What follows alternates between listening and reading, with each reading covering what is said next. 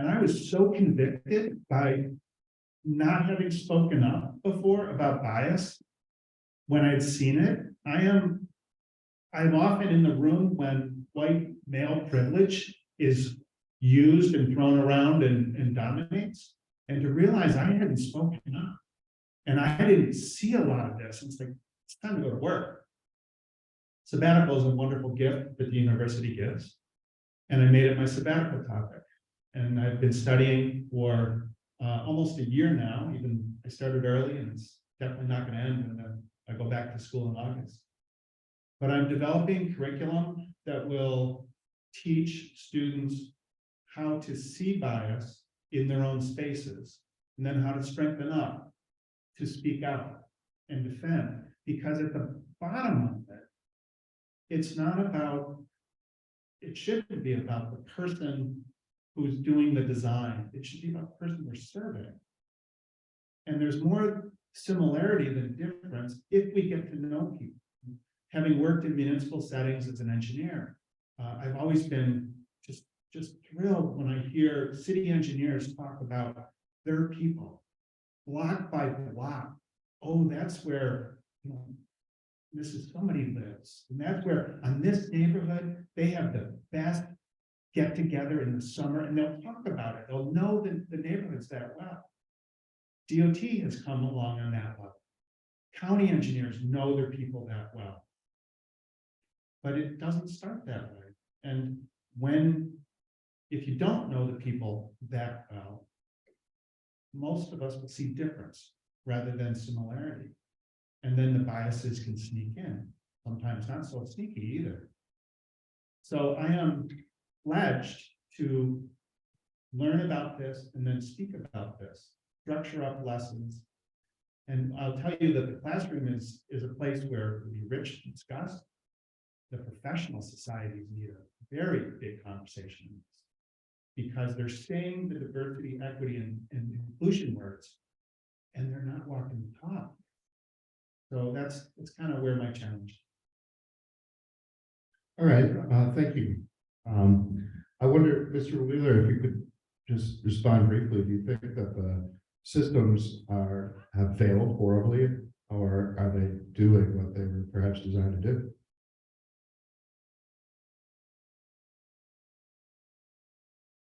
Which system? Oh, I'm sorry. I meant Mr. Duchel. You mentioned in your last comment that you felt that the systems had failed horribly. Sure. So Mankato, 2 examples of the last year and a half. There was a housing proposal that the Sisters of Notre Dame put out, and they went to public meeting. They wanted a slight change of zoning so that they could go from their institutional zoning, I believe it was, in their pasture, it's called, to multifamily housing. Mhm. And it was 25 to 30 units going in.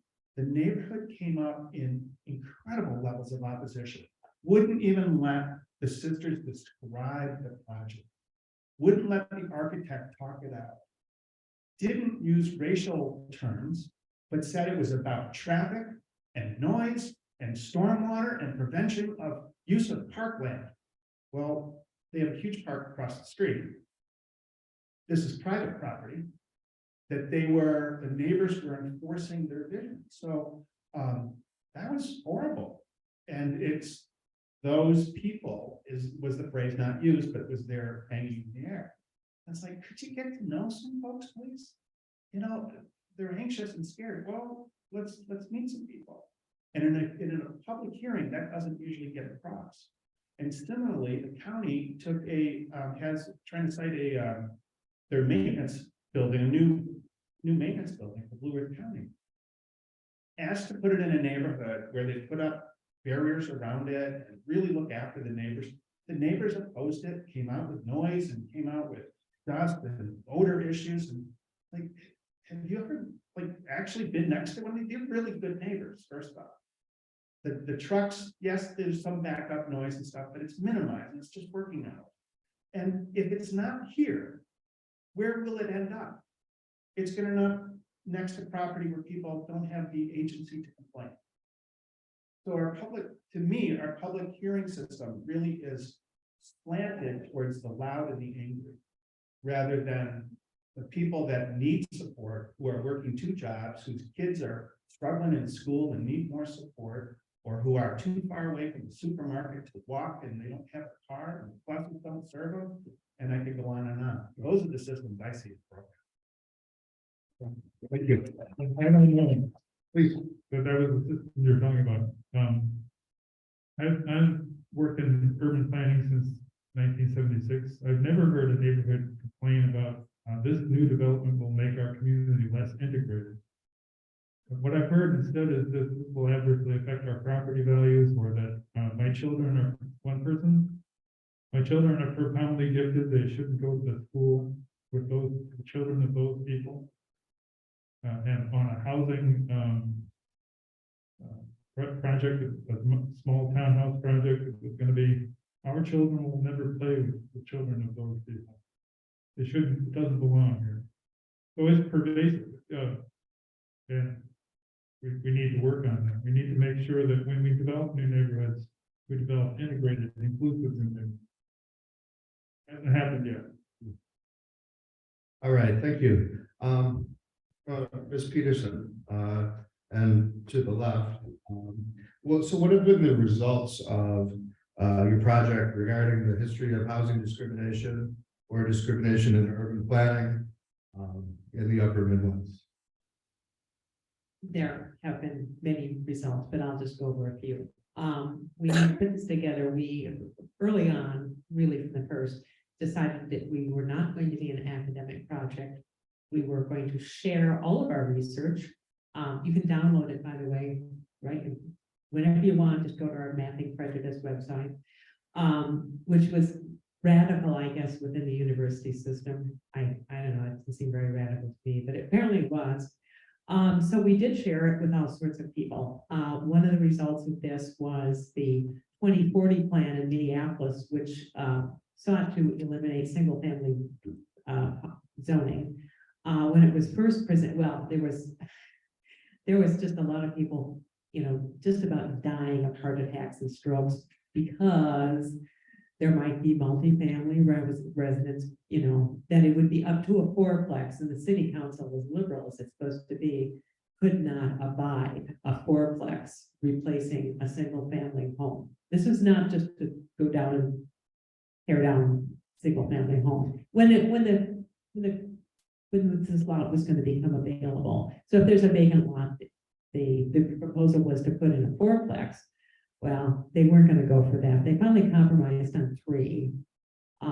This is not really multifamily housing as far as I'm concerned, but that was mapping the 2040 plan used our data to support that, and that was great. It's a long-term sort of outcome. Let's see, there are probably some other outcomes too, right? I think I'm going to turn it over to my colleague, Rebecca. I would just say, I think you mentioned, so for those that don't know about the Needs Coalition, which is a group of lawyers who have come together to say, we want to help most people who find the covenants, it feels horrible, and the initial response is, let's get rid of it. We just I want this off of and of course we always say, no, don't get rid of it, because that is a part of the history. We don't want to erase the history, but it's really important that people take the first step of action, of disavowing that. And so a group of lawyers stepped up to say, let's create a coalition where we can help people walk through the process to create another legal document that can go into, for those of you who don't own a house, and I learned this, my first house, is you get all these property records title in the title packet. And so the idea is that you can then create a separate legal document that basically say, we don't believe in this action, we disavow it, and it stays within the title packet, so that if you sell your house, it goes to the next person. So it's allowing this history to be there for everybody to see, but also an action step. Other organizations that I would say, like Free the Deeds, was a group of artists who came together, who helped create then signage that would go out on lawn signs to acknowledge that someone had taken the action. And when you buy the signs, a portion of the proceeds then go into a land trust that help Black and Brown community members who want to buy their first home. So I think one of the things that is really important that we're seeing is this ripple, that this is really just the first step. We talk about awareness action. So once you have done this, the question is, what next? What is your next step that you're going to do to change these systems that are baked into our history? And racial covenants are just the first foundation. And then you can layer, it goes to redlining, it goes to urban renewal. All of these things keep packing down these systems that were really designed for a purpose to create exclusive white space. So, yeah, and then reaching out to what we just started a partnership with Milwaukee, Wisconsin. And they are also working to locate and map racial covenants. And so understanding context, I think, is one of the things that we're learning too, is that in each local community, like Mankato, there are other things that come into play. And so making sure that it stays within the community when it comes to engagement, because you have your own local context that's really important to kind of put into play. So. Ms. Johnson. Yeah, when we were looking at it, that was one thing, like the stacking thing. A lot of these institutions had these bases for excluding individuals, whether it be education systems, whether it be medical systems. And then it surprised me when we were looking at housing. I was like, that's crazy. Like that wouldn't happen. And then we moved into cemeteries, and it just, all these institutions were put in place to keep certain people out. And that was the most like shocking thing when I was looking at this. And then you put everything into context, and yeah.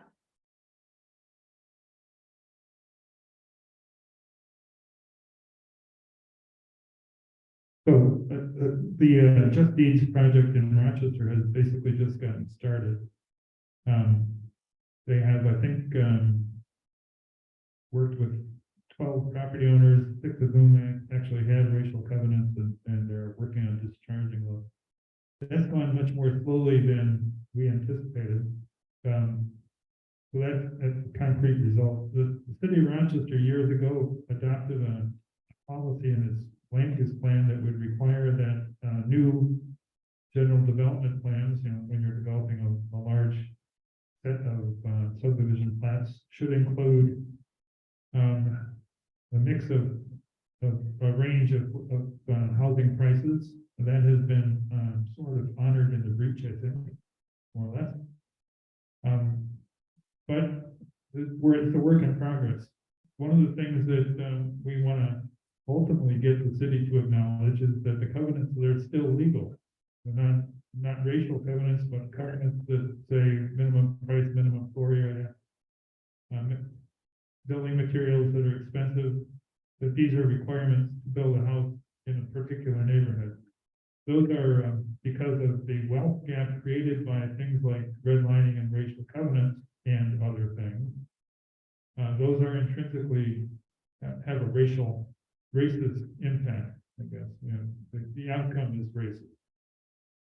That and many other things, which get into. I'm gonna lift off on the idea of the stacking that goes on. And I think we have to even widen out further looking at this, because MSU, Mankato, we have our land acknowledgement that we speak of, and university has it. Good, it's helpful. But to recognize that for 175 years, the Dakota, the Ojibwe, and the trappers, really, they weren't settlers fully then, lived well together and had commerce, trading, a little bit of friction at times, but not much. And then in about a 20-year period, from about 1835, 1840 to 1855, 1860, it all went really bad. And if you look at sort of the reasons for that, it was development pressure. It was the desire to take the natural resources here of the big woods and the northern woods, and also the farmland, and to start busting up prairie for farming. That put an enormous pressure on Indian removal. And it doesn't fit with the deeds because it's a different time period. But it was illegal to be a Dakota Indian in Minnesota for a long time. It was illegal to be a Winnebago Indian. They didn't even have a conflict. They were moved off the land just by being here. And that's part of Blue Earth County. So we're continuing to live on the benefits of those bad actions. It's important that we not institutionalize shame, because that won't help. But we need to recognize responsibility, and that now, today, we can start making changes that will improve this law. Bring in now not just Indigenous, but bring in the focus on racial, particularly of the Reconstruction era when in the Great Migrations coming up from the south to the north. But then also move into current with immigration coming in, people from outside the area moving in. We need to welcome folks. We need them here. And we don't want to harm ourselves by being bad neighbors and hosts for new people coming in. And all of that bigger picture is encompassed by the mapping prejudice. All right, thank you. Yeah, I really find that fascinating, the intersection of race and class and how, individual private property ownership drives a lot of discrimination. When one of my students, when we were going through the deeds the first time, one of my students, we identified a cluster of restricted covenants, and one of my students said, "Oh my God, I live up there."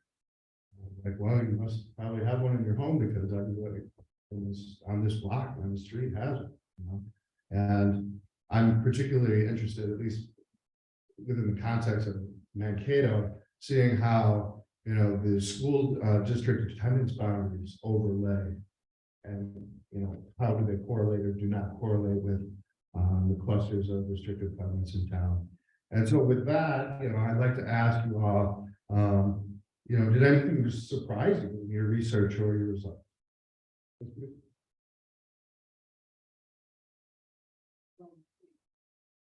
Can you hear me?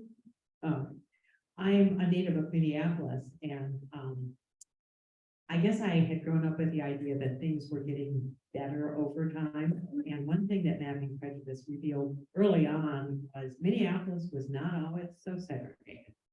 There were a number of African-American neighborhoods forming around the city around 1910, well, even before 1910. And it was covenants that really started the segregation process. And they really set the table for redlining. Which when you think about it, you can't redline everybody. You can only redline certain people, especially people with little political power and that sort of thing. So those neighborhoods around Lake Harriet, which is a real nice neighborhood, where in Minneapolis, there were Black people living there. And by 1940, they were gone.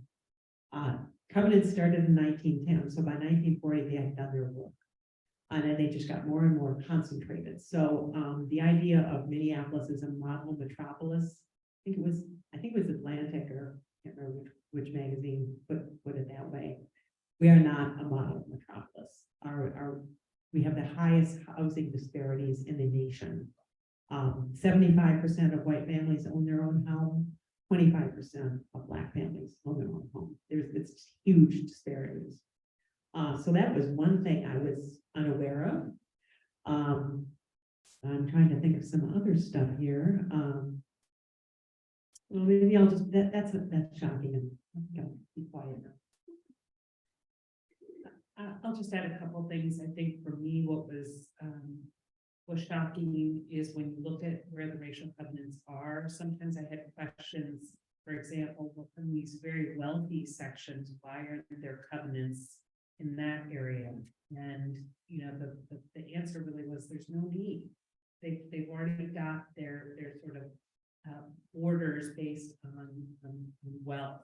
There were other areas where I said, well, I don't understand why aren't there covenants in this area. And I think when we think of our history, it's like there's a toolbox of ways in which people can demonstrate racism. So if it's not covenants, it could be white violence that we have found as history. We also unearth stories that come about in doing this research, and so there was no need for covenants there because there was acts of violence that basically told people this is not a space that you belong in. So I think those were some of the not surprising, like surprise, not surprise, but that it's sort of a multi-pronged system, if you will, to really define white wealth and white space.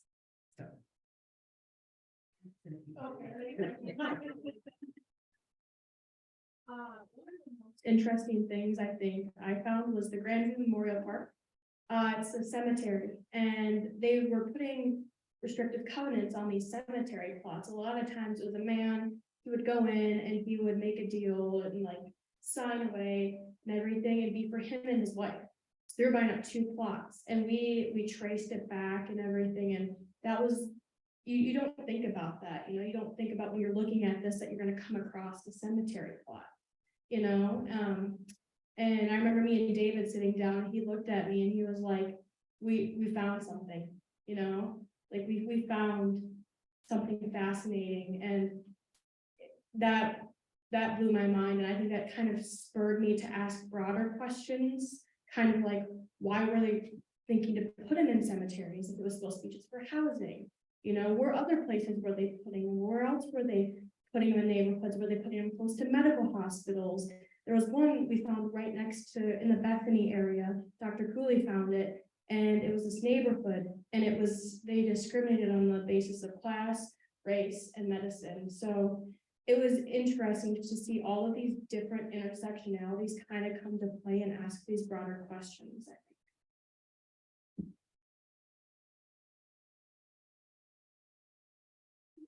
So one thing that was surprising was we found a whole lot of areas that were associated with Mayo Property Association that were promoting basically racially exclusive neighborhoods. We didn't realize that was such a large share of the issue. About 90%, well, 95% of the retroactive covenants had something to do with Mayo Property Association. What was also surprising was in the fringes of some of these large areas, there were people who simply didn't sign over their property. We had puzzling questions like, do these people simply believe in integration? Or, I'd like to know more about that. A third thing was how widely scattered they are, that we have areas that we now don't think of as being particularly prestigious, that are actually our first racial covenant is in an area that's not affluent. Fourth thing is how close to the time, so 1948, the Supreme Court of the United States ruled these unenforceable. We have several that were done in 1948. Apparently, U.S. Supreme Court decisions don't influence real estate developers. So, 4 surprises. I would be remiss if I didn't bring up the connection between the covenants and then the redlining, which is enforcing where people can live, that became a densification of housing that often turned into a sense of lower quality housing, which from people outside of it, people inside of it said, that's our home. And we're bunking up tight because we have no other place to go. And then the location of the interstates. The interstates came into the cities. There were people that were, I would like to tell you they're heroes because they're engineers in that process. I met people, I came into my practice as a young pup in the end of the interstate era. So I was in some of these working groups, and people were citing the interstates to try to bring access and convenience oftentimes to the wealthy neighborhoods at the expense of the constricted, confined, poor income neighborhoods. And we look, it's a national example right now because there's been a lot of conversation about it, is I-94 connecting between St. Paul and Minneapolis. There were 3 possible routes that one would have gotten in trouble with the railroad, another one would have gotten in trouble in the north with some more affluent areas. So they picked the straight line that went right through Rondo. And it was this vibrant African-American community that they just cut the guts out of it. And you count the bridges and count the interchanges to get on, they're kind of widely spaced there because there was a lack of respect for people needing that highway to connect themselves, or bridges to connect over the highway and knit it together. The people that left Rondo because of redlining moved into South Minneapolis. And 3 years later, that was the site of I-35 being built. So they were doubled down. To their credit, Minnesota Department of Transportation, working with the Historic Society and others, has recognized this and is now investigating reparations. City of St. Paul has already started a reparations program, which doesn't involve cash payments, but it involves scholarships and education and ways to contribute back to the families that were harmed 60, 80 years ago. It was quite a surprise to realize how big an effect this was. All right, thank you. That's fascinating. I was just listening to that story on NPR on the way down here about just what you were describing. And, you know, growing up in Chicago, I-94 served the exact same purpose. From the south side, we call it the Dan Ryan Expressway. And west of that expressway is Richie Daley's old Irish neighborhood, which is still an ethnically majority white neighborhood. And on the other side is, you know, the South Shore, and African-American neighborhoods along the lakefront. So, and so with that, what other disparities exist as a result of housing discrimination or racial discrimination in urban planning? Yeah. Can you hear me? Zip, that's me, in Minneapolis, we presented to the heads of city departments, and they looked at our map, and one of them said, well, that explains the tree canopy map. And what's a tree canopy map? It's where all the green stuff is. So if you're covenanted, you're gonna probably have a lot of trees in your neighborhood. Another person at the university said, well, that explains the low birth weight babies. And I'm like, what? She said, well, see these redlined areas, see these non-covenanted areas. They have a lot of low birth weight babies. Really? So everyone reads the map differently, but it tells you, you know, the different COVID outcomes. You look at our map and say, yeah, you can just track those. If you have green space, you're probably in a covenanted area. If you have a lot of health disparities, you're probably in a non-covenant area. So it just, and also the covenant areas that to this day remain whiter than any other neighborhoods in Minneapolis. Also, by the way, historically covenanted properties are worth more, about 15% more. We worked with a couple of economists and said, oh, look, they're worth 50. Those houses, controlling for all of their factors are worth 15% more. Those in the redlined areas, they're worth less, 25% less than the average similar house. So these things have a long tail. So I mean, I just would just say too, is when you think of those layered disparities, is then what are the ripple results from that? So when you think of the highways that are cutting through communities, or its green space, or its educational resources, or where the schools are, and then are there food deserts because of that? So each of these then lead to other disparities.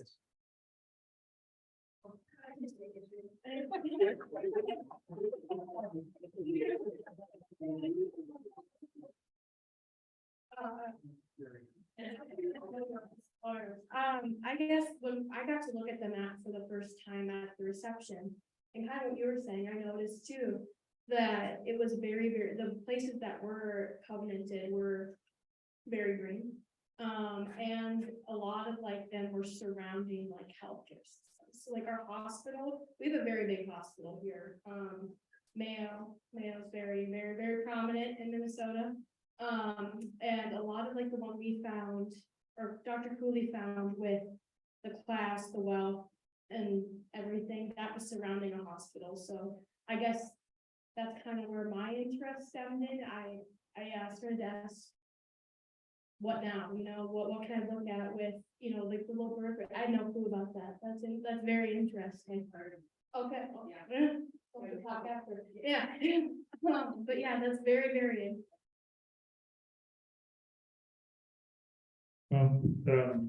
Other disparities, somebody mentioned the housing, the wealth gap, the home ownership gap in Minneapolis.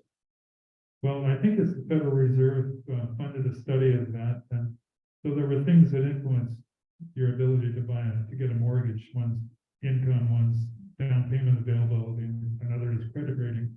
If you took all those objective factors in the Twin Cities in this study, you would account for a home ownership gap of 33%. The rest of it is something else, and we don't know, of course, what that might be. Rochester's home ownership gap is 56%, 55.6, I think, and we're not that much different. So I suspect that we have something similar going on. That other factor has nothing to do with objective criteria for mortgage loan availability. So that's one of the disparities that continues to exist. We have mapped, as have a bunch of people in the country, different areas of the North, have mapped concentrations by race, reflecting redlining and associations between redlining and other things. Somebody in Seattle looked at air quality and compared it to redlining.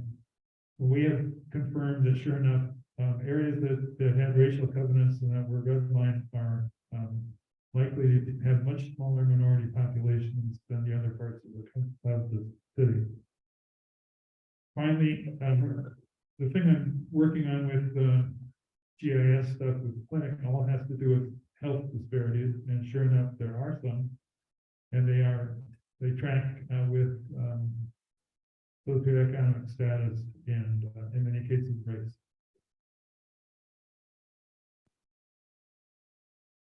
There are so many aspects to pick up. We could talk about environmental aspects, about the siting of different hazardous waste sites, or where industry is allowed to thrive next to people that have less wealth, less agency, less ability to come to public meetings and others. I focus a lot of my attention on generational wealth and how that accumulates and how does that develop. To see how the hand down from one generation wonderfully handing what they have earned in their lives, their hard work and toil, to their kids, and giving them a bump up in life on that. And it can be not just money, but it can be property, it can be education. All of that, to recognize that that's impacted tremendously in this process. And in an odd way, I'll take you to just a small point and say, well, what about a sidewalk? How would a sidewalk ever matter? And it's just a piece of concrete. Well, it's a connection of the neighborhood. It's how neighbors meet each other. It's by going down their sidewalk, taking walks. It's how the kids might go to school. So what if you don't have a sidewalk? Oh, maybe the kids, they don't look safe going to school. So now there's pressure on the parents to have a car or a second car, and a job maybe that they can't just send the kids out while the parent goes to work. The parent has to be there to take them to school and pick them up. And all of a sudden now we're having a family, a parent that's less able to do income level that they deserve. And it's a sticky ball of nastiness, these housing issues without being addressed, without taking today and currently to say, we need to be honest about this and reinvigorate these neighborhoods and give back. It's only a cycle, right? Or a road, or the new one's gonna be who gets internet at the 5G level. You know, as an instructor, boy, during COVID, I really could tell the students that were on the wrong side of the digital divide. And how hard that was. So maybe 5G should go to the places that have lousy internet now. But it will probably be another system that will be put in place. It'll be, well, we have to go off the main trunk. We're gonna work off of that. Or we're gonna go to where people can afford it the most. Or we're gonna go to where people will talk about it the most, and therefore they'll help build other folks to bring it on and take it over. And again, we're just playing more to these areas that have always had a lot of questions to be answered. All right, yeah, and, just to play off that real quick. I was just out talking in class today and raised up the city and civil rights about how all across America in small towns, lower income housing, and often, which coincides with the clustering of ethnic minorities that we found on the east side of town, all across America. And that's because of the prevailing wind patterns, right? That pollution that's generated flows from west to east. So thank you for reminding me of that. And I just wonder to what extent this project, our various projects, mapping these restrictive covenants challenge the dominant narrative about America. How do you think these disparities alter or change our understanding of our history, both a region and as a nation?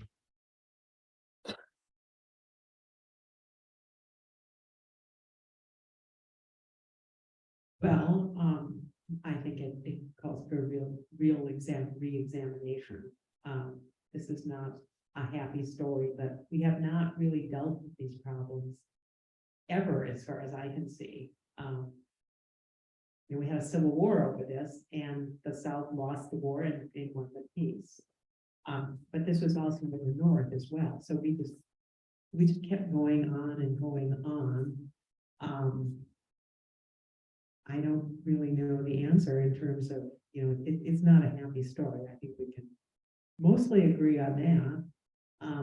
It's not really sustainable either. I mean, again, COVID made that very clear. Our healthcare system is broken. These inequalities affect all of us, whether we live in a nice neighborhood or not.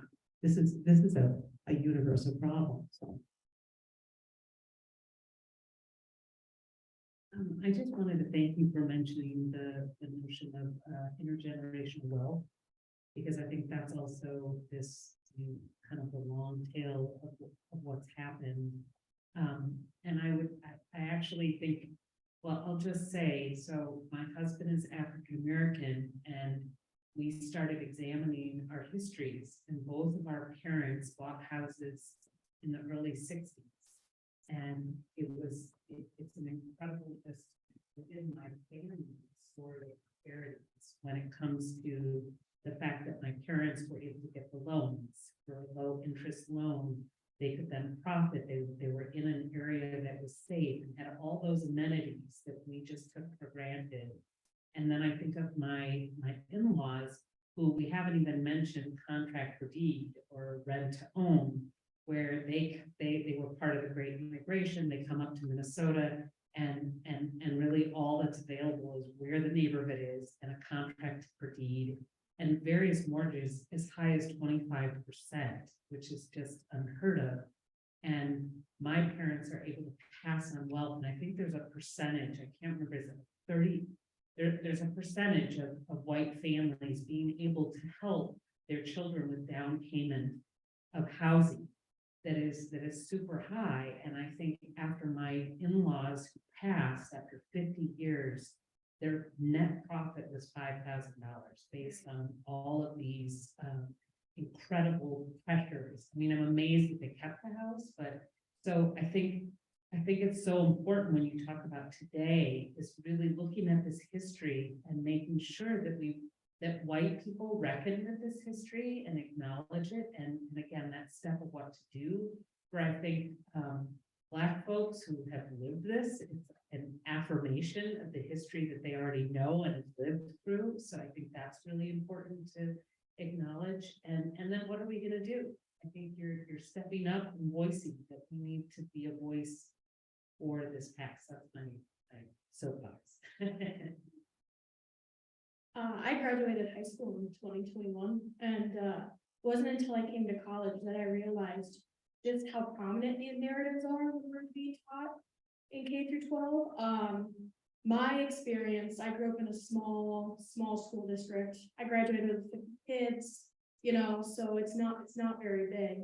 And we were taught that the North was a safe place. Jim Crow didn't go above, the belt. And when I did this project and when I came to college, I took that class and I was like, wait, what? This isn't right. This isn't what I was taught, and then I started this project and it breaks this narrative that I was taught, and it's so powerful. And my generation is so politically aware. It's crazy. Like, you can't go anywhere without somebody knowing what's happening. So this project, I think, is just, it's going to be so influential in our K through 12 systems. If it, in your classrooms, yeah, and like bringing it down to like southern Minnesota, where you have populations of 50, you have no, ethnic divide. It's a all white class. I didn't have any ethnic diversity until I came to college, so it was shocking. And that was one of the things that really pushed me towards this project, was knowing that it would most likely be used and help break this common narrative. I always like to say, as people that study history, we have this obligation to tell stories. We have this obligation to get all these facts out. And history is this beautiful thing, and when we do it right, it leaves a bigger impact. And I think breaking that narrative is so important.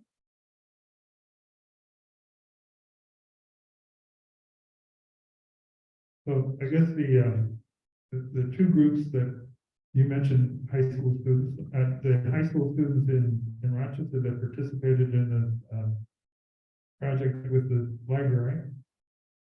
It was an eye-opening experience for them, and a really valuable one, I think. And that's part of the population. Rochester Public Schools, like a lot of public schools, have had pushback against what people characterize as critical race theory. Luckily, the school board all got reelected and all support diversity and inclusion as part of this curriculum. This is part of that. The other population that, so I've made a number of presentations to various church groups and other community groups on the Racial Covenant Project, and I have invariably had a few people say, this is ancient history, it's all past us, why are we digging all this stuff up, especially people who have some association with the clinic, because we're besmirching the names of W.J. Mayo and Harry Harwood, both of whom have buildings named after them.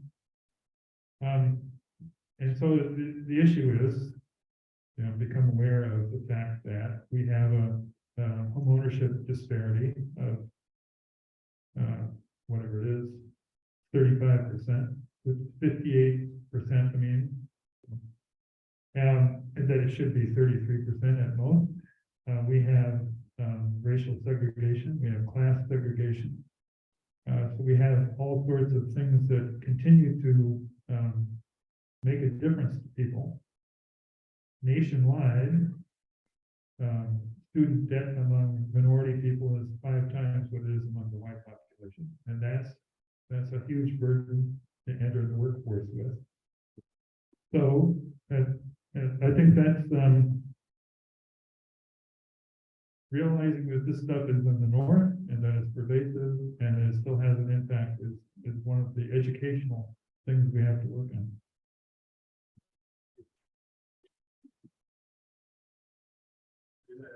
There's a saying, be careful of looking too close at your heroes. You may not like what you find. And I look at one of my heroes as America, not a person, but all of us. Because it's this really cool country that has done great things. But Olivia named it. Facts. Can't change history. Facts. We can interpret it differently, but we might be fibbing to ourselves or worse, really quick. But the history isn't done. It is continuing today. The choices we make today are tomorrow's history. The America that I believe is one that sees its issues and fixes them and rises above and regains a greatness that may be a bit tarnished right now, maybe a lot tarnished. And I think that's the greatness that we have, that we aspire to. But it all depends on what we do. And if we turn away and forget this story, we just tarnish it more. So my hope is that through these conversations and this study, we can get to work fixing it. Time is short. We gotta fix this thing now, as soon as we can, before anything worse happens, more. So I am thrilled with the work of my panelists colleagues. And I'm thrilled that you're all here in this conversation. Please take it farther. Please take it to action. Please take it to conversations with others. All right, well said, and thank you very much, everybody, for your comments. And at this time, I'd like to open it up now to questions from the audience. And I'm going to grab one of your microphones. You seem to have plenty.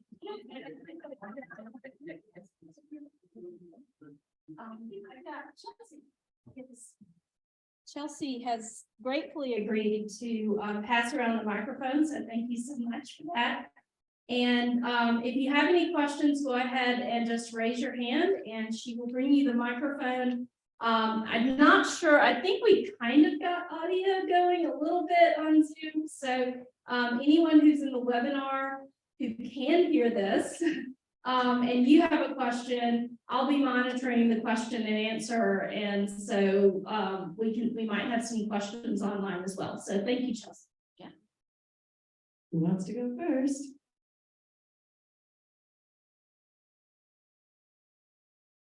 I feel like I should have to say something while I'm walking. Could you give us some suggestions?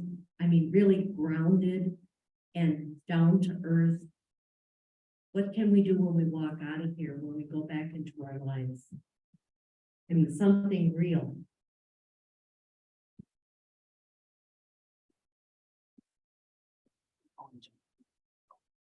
Our community NODA has public hearings on projects that are going to introduce a different mix of housing into neighborhoods. Show up and tell them that you think this is a good idea, because it'll lead to a more integrated, more inclusive neighborhood, and that's important for a more integrated and inclusive community. Yeah. When you have the school board meeting that is addressing the scare tactic of critical race theory, go to the school board and tell them you support diversity and inclusion and equity in the school system, and you think it's important for children to learn about the racial history of the United States in Minnesota. That's two.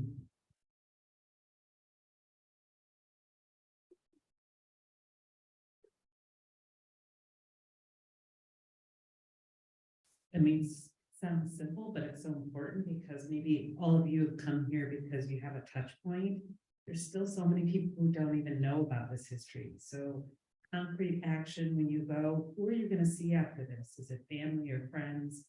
Tell them about it. And this isn't, I want you to know, this is not a shameless plug, but we do offer transcription sessions online. So if there's people that have never done this, I think having that experience, whether it's in the classroom or with any of the other projects, is encourage people to engage with these racial covenants. And I think there is incredible power when they actually see the racist language in these documents, would be the other thing.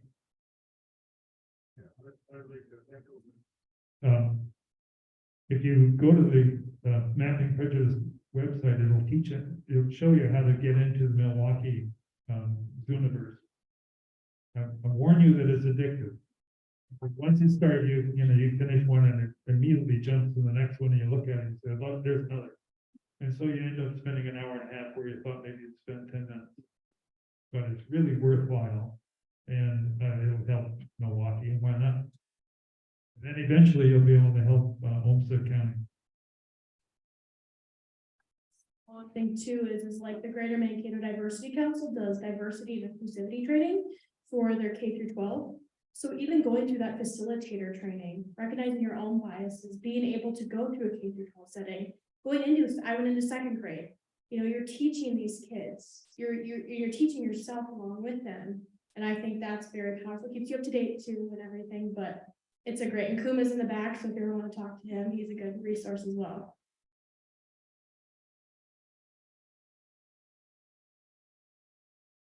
It's a little different. Walk with your head up, look people in the eye, greet them, be good neighbors, greet people in the store, go out of your way to chat with somebody at the vegetable counter, encourage them. We don't do enough of that here. And then if you want to go further, take that attitude to open houses that the infrastructure people want to hear from the public. For example, Blue Earth County is asking for input on 3rd Avenue reconstruction going on. Reconstruction of Riverfront is going on. That's another one that's going to be right there in some of those neighborhoods. My sidewalk example is about Germania and out on 3rd, that cannot get to the school across 3rd Street and across Riverfront. And there are lots of those opportunities that are in the Mankato Free Press every week that either go absolutely empty of people or are over the top screaming, shouting matches, where they need sanity, and it may come write a letter afterwards. A short letter is a fine letter. It'll be enough.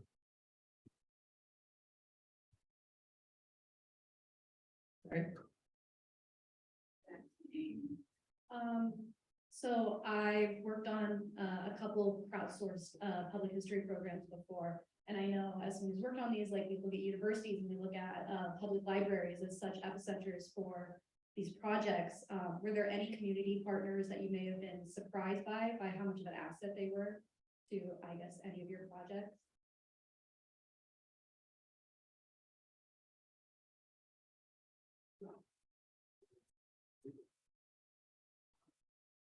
Is it on? Okay. Actually, my very first surprise was at Hennepin County, because I just saw this little old lady coming in every day at 8 a.m. and staying till 4:30 and just looking and looking and looking. And I was, I knew they were looking at me, and I was thinking, this was, by the way, 2016, or 2015, yeah, 2016. So we just had this election that surprised me a great deal, and you never really knew who you're talking to. So, the manager came up and said, what are you doing? And I immediately jumped like, these are public documents. And he said, yeah, I don't know what you're working on, but can we help you? And they did. I mean, I ended up with a cubicle there. They would refer, there's a history question. Hey, can you help this guy out? It was great. So I guess that was my first surprise. The other thing that, one of the things that I learned from Mapping Prejudice is that these were put in place by the real estate industry. Really, they started to professionalize around 1908. First racial in Minneapolis shows up in 1910. We were enormously influential in this. And there was a guy who kind of started it all. I'm writing about him at some point. So I thought, oh, the real estate industry, they're going to want our neck. And some of them did, by the way, but there were others that said, no, we are complicit in this. And they started giving us money. It was very helpful because we had no money. So, these were not like $100,000 grants, but they were something. So that was kind of a surprise. So.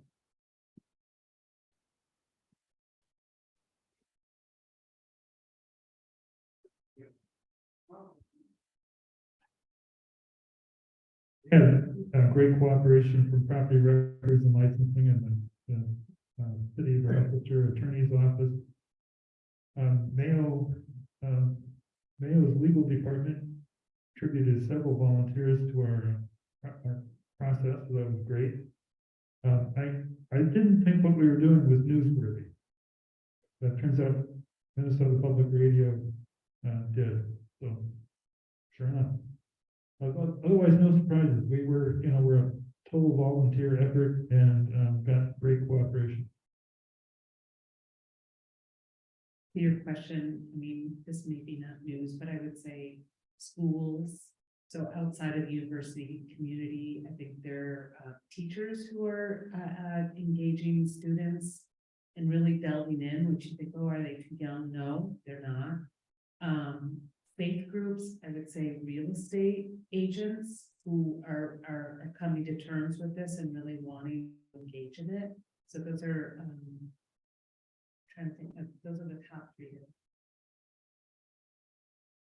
Good for the next question? Not really a question, but to piggyback off the lady that said, what can you do? As a person that has lived every experience that you've talked about on that stage, the first thing I would say that you can do is level your privilege, leverage your privilege. Most of you all are in positions to make change or in positions of power, which most people with melanin do not have. Most of those power systems, they stay in place to keep people out. So for those of you that want to work on the disparities, leverage your privilege, make things more accessible, treat people fair. As a HUD counselor, I hear daily those that are locked into rental housing because of the housing market. There are so many fair housing violations that one deals with. If it wasn't for Southern Minnesota Legal or people finding us, and I've learned from personal experience, a lot of people become homeless, not because of their own actions, but because of those around them that feel that they don't belong. And even in rental housing, where there are shared common spaces, there are going to be children on every level. And even though HUD says it's illegal to put all kids on the bottom floor, you can't imagine how many people are evicted because of noise from their children. You can't imagine how many people are evicted and charged numerous charges for damages because the kid wrote on the wall. That's a paint issue. That's not damaging the asset. If you're leasing to kids, I don't know anyone in here that has a grandchild or a child that hasn't wrote with a crayon, and they haven't seemed to figure out how to make it where you can just wipe it off the wall. So back to you saying that Jim Crow you thought wasn't above the line. Well, what I also find is an oxymoron is that there are more Black homeowners in the southern region than there is in the northern region. And even though there's still a lot of segregated rules in the South, I know way more Black homeowners that live in gated communities, very nice newly constructed homes, and they live in the southern region where we were supposed to be fighting against the same things. And then the opposite side of that is people migrated to the north and then they were put in ghettos. So what you can do when you leave here today is leverage your privilege, make things more accessible in the jobs that you're in. Going back to the Mayo, they now test every person that is expecting a baby for drugs. How is that fair? How is that right? So, I mean, we have water instability. I can go on and on and on, but every point I can attest to a person that has a Series 7 and 63 that has been a realtor and sit here today and don't own a home. But I can only affect the system so much because of status, class, and all the things that you pointed out. So every peer in here that wants to work on the problem, leverage your privilege.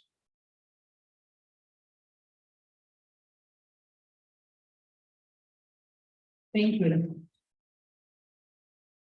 One of the things that I have become aware of is that there are organizations where you don't have to do this alone. And, you know, like the Greater Mankato Diversity Council and many others. I mean, and the city of Mankato also is working on this.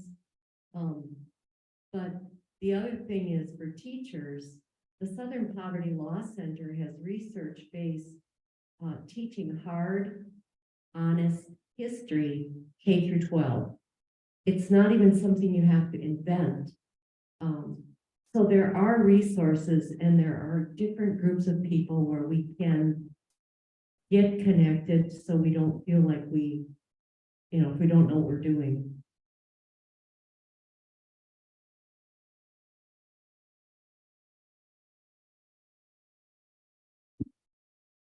So I don't really have a question, but I did want to share an experience and talk to you about what you can do.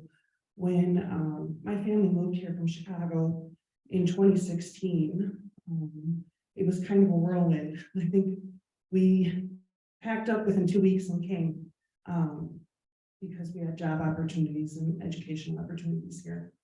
And so I had a 6th grader and a kindergartner. And my husband and I come in August, not realizing that there would be no housing to rent because there's nothing available in August.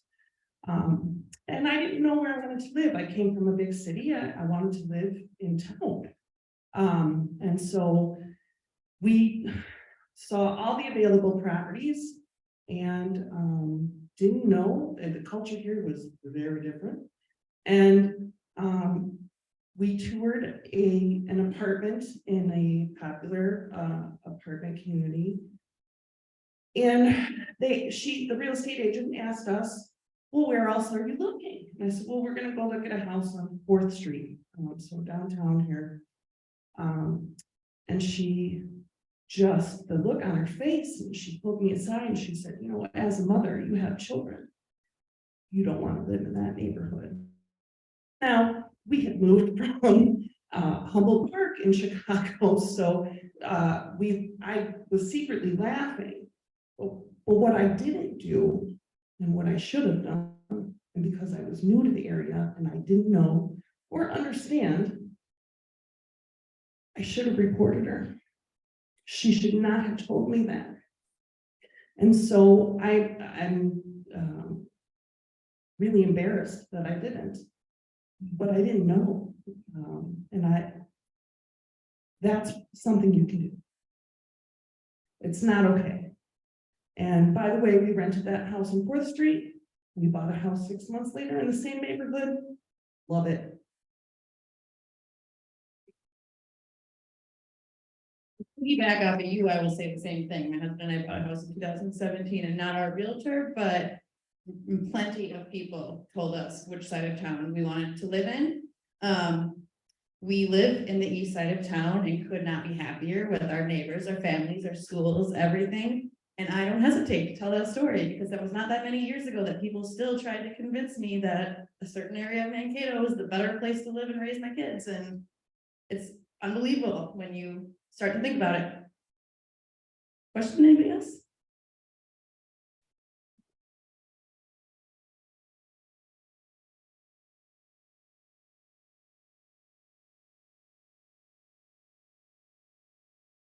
Hi, I have a question. Thank you for the panel. Very, very interesting. When one of the panelists said like even cemetery was, you know, part of the Nation Covenant, and also Mayo was a very eye-opening fact to find out. And I'm just curious if in your research, if you found anything about university campuses being part of this history at all.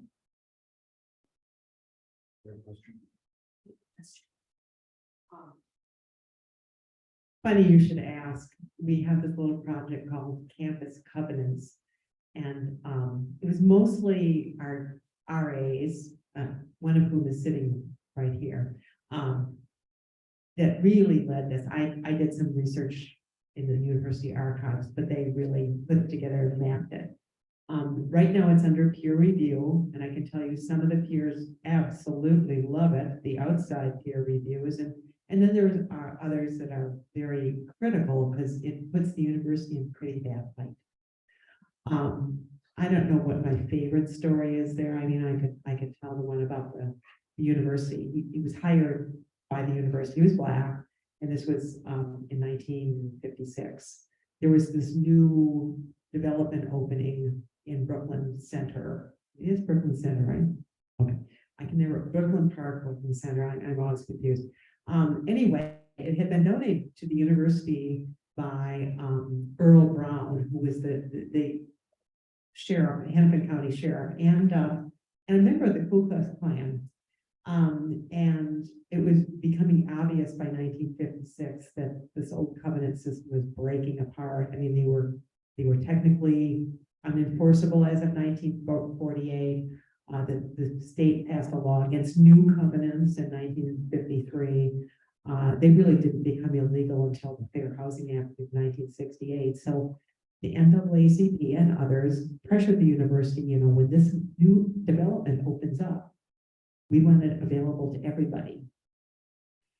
And they basically refused to listen to these guys. And so this, I forgot his name, James, okay, I should know this, but he went out to apply for a house there.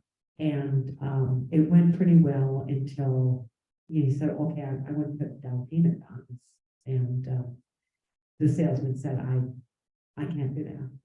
I can't, you'll have to talk to the head, you know, head of the realtor. And they just would not let him move in there, only because he was Black. And then, yeah, that was run by the university. And they didn't want to offend this big time donor, Earl Brown. There was, maybe still is an Earl Brown Center there. That's a name that has to come off. So that was just one example, but we went through examples of Black people who could not live in dorms at the U, had to live off campus. Technically, this is illegal, but somehow it kept living on. So eventually this will be, you know, publicly available. So watch for the campus covenant coming out. It's great. I know, I'm proud of it.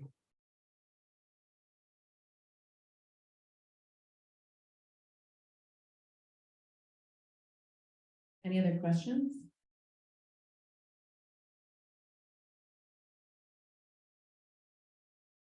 You guys are getting a little bit of workout, thanks.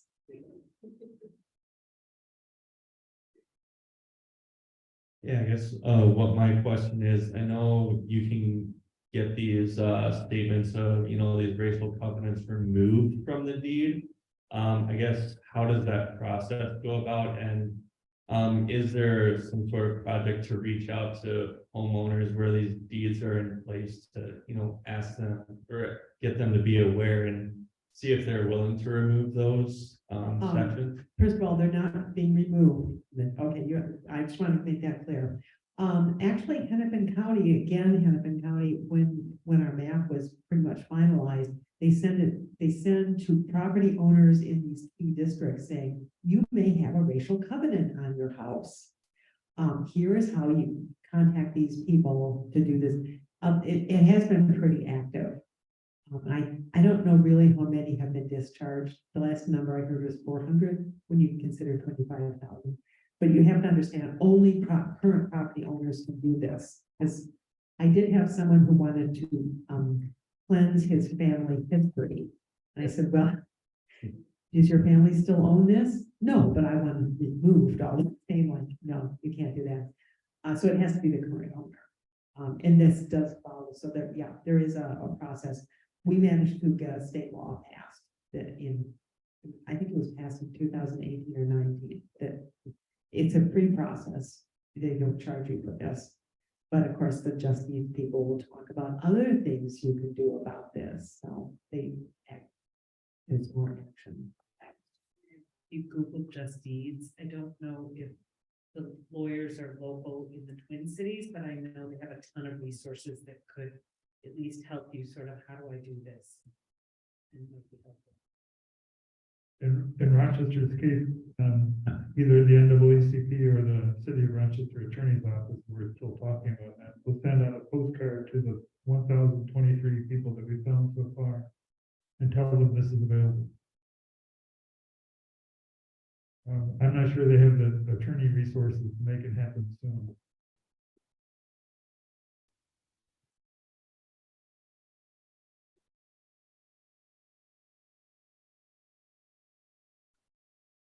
I just have a practical question. How do you track housing discrimination in rental properties or in apartment buildings as opposed to like are rules about who can be tenants reported in any form that's sort of similar to what you do with property deeds? For yeah, one under property. Discriminated against, there's people that go around testing. You know, a black person applies, a white person applies, you know, the white person gets it. There's that. There is a state human rights commission, I think. Hey, maybe you know, I'm not really clear on that. But yeah, if you think you've been discriminated for rental or real estate, you know, oh, historically. Well, yeah, well, there's things that run with the land. I mean, they say you can't lease or buy. I mean, that's in many of the deeds, at least in Hennepin County and Ramsey County. We've mapped Ramsey County too, by the way. That was another outcome.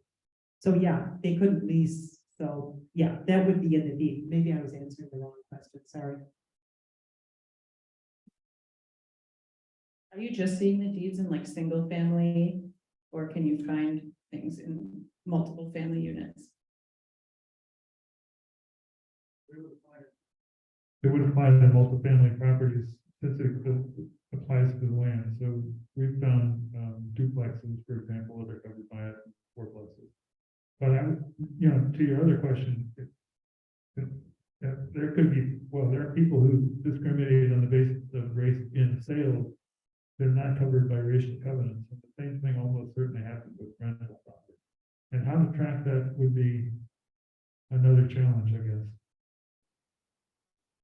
If I may interject, I would assume that there would be absolutely no record of that. And the only way would be to collect anecdotal evidence from people that have lived and or applied to specific properties in the past. Right? Sort of the rental research that everybody runs their rental reports through, may know that is not accessible to the public. I'm sure they, you know, each management company runs their rental applications through rental research, which is out of Eden Prairie mostly.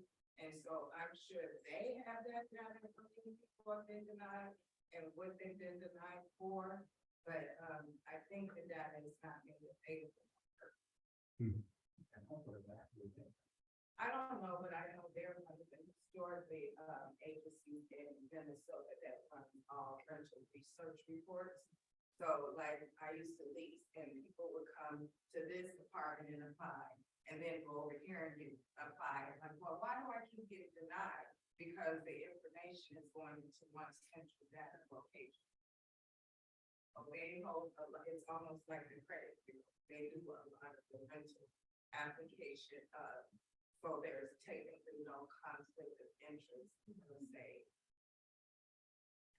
This is a little bit of an aside, but I think what your comment too about, we haven't really talked about the notion of Black resistance in this history. And so I think it's important when people are looking at the covenants, but in the context of history, is really trying to locate those stories of Black resistance as well. I think when it comes to the rental question, you know, it also, you're in a vulnerable place because you're looking for a home. So people who have the ability to stand up is really taking a risk as well. Or countermapping, if you wanted to look at ways in which people are using data to as a form of resistance to these stories. So I just wanted to add that within the historical context, that it's really important as we do our research on mapping covenants, we're also looking for stories that come out through history of people really, really fighting the system, and really standing up to the system. So a pitch for the NAACP. The Supreme Court made racial covenants enforceable in 1926. And then for the following 22 years, the NAACP legal arm, Thurgood Marshall and those, fought it. And they won a major case in 1945, and then they got them ruled completely unenforceable in all circumstances in 1948, and that was by assiduous effort. So, kudos.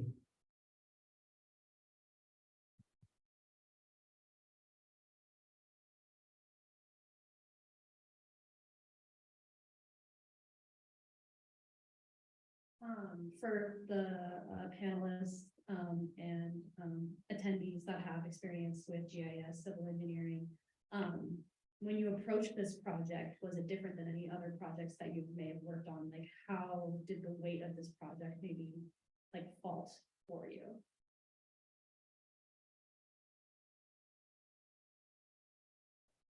Getting involved is kind of like a gateway knowledge door opening to recognize the granularity of property by property and through history.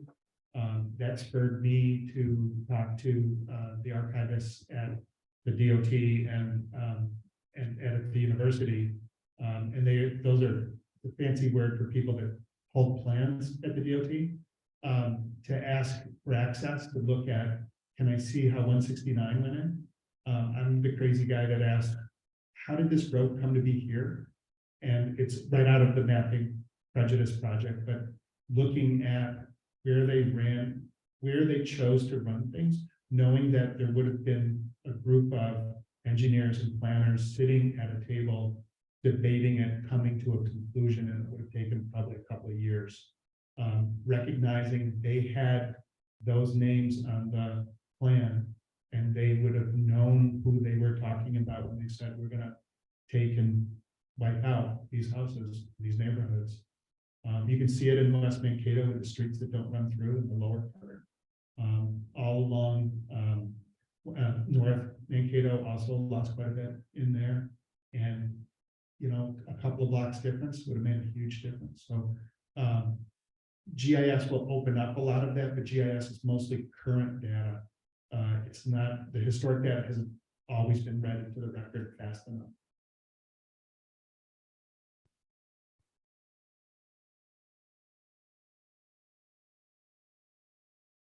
Anybody else?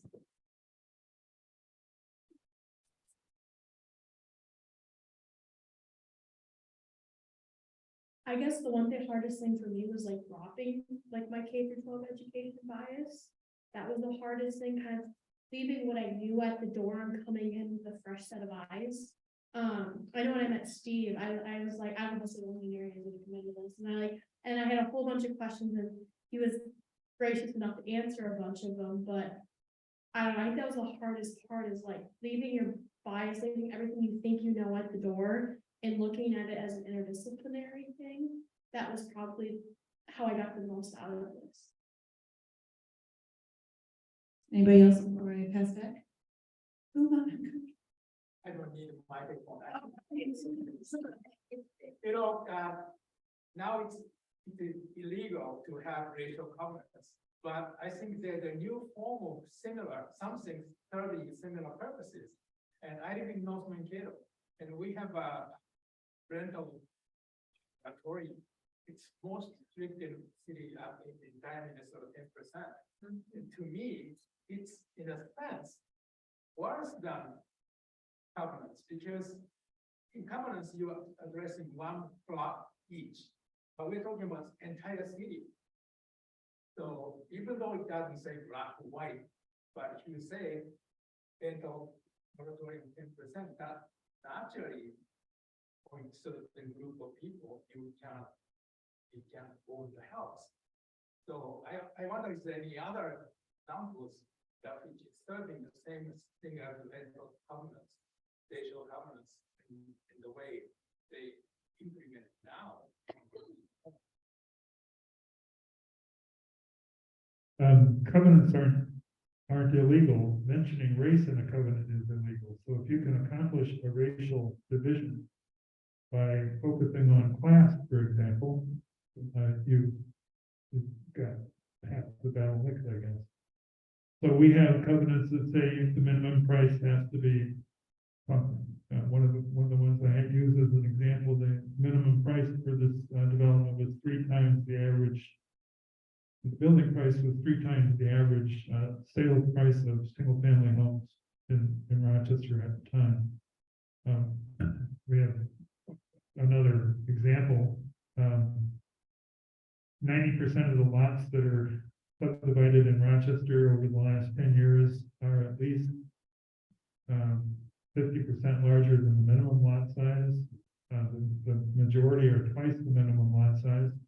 If you create subdivisions with large lots, you create expensive lots, and therefore you create expensive neighborhoods with expensive houses. So classism, at least, is clearly not dead, and our classism is having a racial division impact.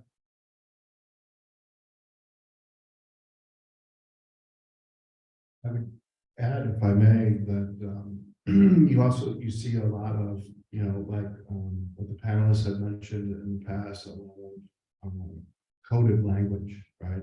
Like instead of mentioning ethnicity or race, people bring their concerns about traffic, for example. Also, you'll see a lack of affordable housing units within multi-unit complexes. And you also see a preference, at least from my experience, of 1 and 2 bedroom units and studios over 3 bedroom units, right? So I think those are some ways that rental housing is still discriminating. Anybody else? Going once, going twice? Okay, thank you so much. Unfortunately, I'm not sure that we ever really got our Zoom problems worked out because there haven't been any questions coming from there, but so I apologize to the extent that anyone can hear me on Zoom. I apologize for those problems, and I apologize to all of you for the delay in getting started. But I would like to take a moment to thank again our moderator and our panelists. If you want to end with a round of applause for them.